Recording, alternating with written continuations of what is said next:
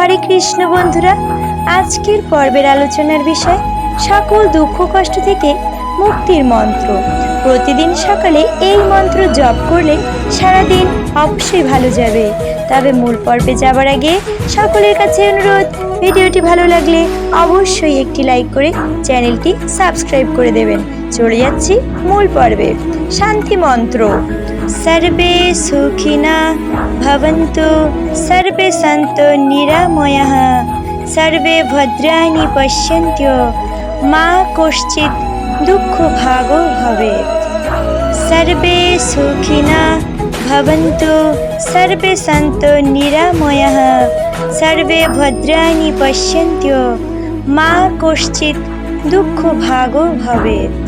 सर्वे सुखिना भवन्तु, सर्वे सन्तु निरामयाः, सर्वे भद्राणि पश्यन्तु, मा कश्चित् दुःखभागो भवेत्।